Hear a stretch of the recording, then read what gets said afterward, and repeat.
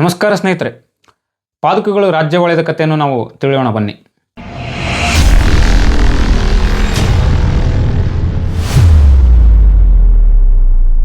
ಒಂದು ದಿನ ಕಾಡಿನಲ್ಲಿ ಗುರು ಮತ್ತು ಶಿಷ್ಯ ನಡ್ಕೊಂಡು ಬರ್ತಿರ್ತಾರೆ. ನಡ್ಕೊಂಡು ಬರ್ಬೇಕಾದ್ರೆ ಗುರುಗಳು ತಥಾಸ್ತಂತ ವರ ಕೊಡ್ತಾರೆ. ಇದನ್ನು ನೋಡಿದಂತಹ ಶಿಷ್ಯ ಗುರುಗಳಿಗೆ ಕೇಳ್ತಾನೆ, ಗುರುಗಳಿಗೆ ನೀವು ಯಾರಿಗೆ ವರ ಕೊಟ್ರಿ ಅಂತ. ಆಗ ಗುರುಗಳು ಹೇಳ್ತಾರೆ, ಇಲ್ಲಿ ಕಾಣುತ್ತಿರುವ 2 ಮರಗಳಿಗೆ ನಾನು ವರ ಕೊಟ್ಟೆ ಅಂತ. ಆಗ ಶಿಷ್ಯ ಕೇಳ್ತಾನೆ, ಗುರುಗಳಿಗೆ ಏನಂತ ವರ ಕೊಟ್ರಿ, ನೀವು ಯಾಕೆ ವರ ಕೊಟ್ರಿ ಅಂತ ಕೇಳ್ತಾನೆ. ಆಗ ಗುರುಗಳು ಹೇಳ್ತಾರೆ, ನಿನ್ನೆ ಈ ಮಾರ್ಗ ಮಧ್ಯದಿಂದ ಒಬ್ಬ ರಾಜ ಹೋಗ್ತಿರ್ತಾನೆ. ಆ ರಾಜ ಹೋಗ್ಬೇಕಾದ್ರೆ ಅವನ ವೈಭವವನ್ನು ನೋಡಿ ನಮಗೂ ಕೂಡ ರಾಜ್ಯವಾಳ್ಬೇಕು ಅನ್ನೋಂಥ ಆಸೆ ಹುಟ್ಟುತ್ತೆ ಅವಕ್ಕೆ. ಆ ವಿಷಯವನ್ನು ಅವು ಮಾತಾಡ್ತಾ ಇದ್ದು, ಅದಕ್ಕೆ ನಾನು ರಾಜ್ಯವಾಳಲಿ ಅಂತ ವರ ಕೊಟ್ಟೆ ಅಂತ ಕೇಳ್ತಾನೆ. ಆಗ ಶಿಷ್ಯ ಕೇಳ್ತಾನೆ, ಗುರುಗಳೇ ಎಲ್ಲಾದರೂ ಮರಗಳು ರಾಜ್ಯವಾಳೋದುಂಟಾ ಅಂತ. ಆಗ ಗುರುಗಳು ಹೇಳ್ತಾರೆ, ಮುಂದೆ ಕಾಲಾಂತರದಲ್ಲಿ ಈ ಮರಗಳನ್ನು ವಿಶ್ವಕರ್ಮ ವೃತ್ತಿ ಮಾಡುವಂತಹ ವ್ಯಕ್ತಿ ಕಡಿದು ಗೃಹೋಪಕರಣಗಳನ್ನು ಮಾಡ್ತಾನೆ. ಉಳಿದ ಕಟ್ಟಿಗಳಿಂದ ಸುಂದರವಂತಹ 2 ಪಾದಕಗಳನ್ನು ಮಾಡ್ತಾನೆ.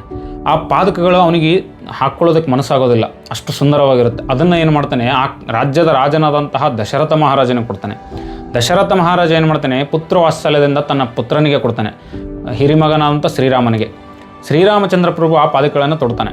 ಕಾಲಾಂತರದಲ್ಲಿ ದಶರಥ ಮಹಾರಾಜ ವಿಧಿವಶ ಆಗ್ತಾನೆ. ಶ್ರೀರಾಮಚಂದ್ರ ಪ್ರಭು ಕಾಡಿಗೆ ಹೋಗ್ತಾನೆ.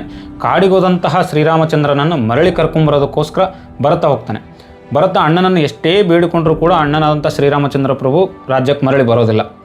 ಆಮೇಲೆ ಭರತ ಕೇಳ್ತಾನೆ, ಅಣ್ಣ ನೀನು ಬರದೇ ಇದ್ದರೂ ನಿನ್ನ ಪಾದಕಗಳನ್ನಾದರೂ ನನಗೆ ಕೊಡು, ಆ ಪಾದಕಗಳಿಗೆ ನಾನು ಪಟ್ಟಾಭಿಷೇಕ ಮಾಡಿ ರಾಜ್ಯಭಾರವನ್ನು ಮಾಡ್ತೀನಿ ಅಂತ ಹೇಳ್ತಾನೆ. ಸಹೋದರನ ಪ್ರೀತಿಯನ್ನು ನೋಡಿ ಶ್ರೀರಾಮಚಂದ್ರ ಪ್ರಭು ತನ್ನ ಪಾದಕಗಳನ್ನು ಸಹೋದರನಾದ ಭರತನಿಗೆ ಕೊಡ್ತಾನೆ. ಭರತ ಆ ಪಾದಕಗಳನ್ನು ತೆಗೆದುಕೊಂಡು ರಾಜ್ಯಕ್ಕೆ ಬಂದು ಪಟ್ಟಾಭಿಷೇಕವನ್ನು ಮಾಡ್ತಾನೆ. ಪಟ್ಟಾಭಿಷೇಕ ಆದಂತಹ ಪಾದಕಗಳು 14 ವರ್ಷಗಳ ಕಾಲ ರಾಜ್ಯಭಾರವನ್ನು ಮಾಡುತ್ತೆ. ಈ ಕಥೆಯನ್ನು ಗುರುಗಳು ತನ್ನ ಶಿಷ್ಯನಿಗೆ ಹೇಳ್ತಾರೆ, ಕಾಲಾಂತರದಲ್ಲಿ ಹೀಗೆ ನಡೆಯುತ್ತೆ ಅಂತ.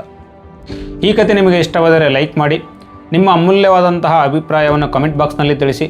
ಹಾಗೆ ಸನಾತನ ಹಿಂದೂ ಧರ್ಮದ ಕಥೆಗಳಿಗಾಗಿ ನಮ್ಮ ಚಾನಲನ್ನು ಸಬ್ಸ್ಕ್ರೈಬ್ ಮಾಡಿ. ನಮಸ್ಕಾರ.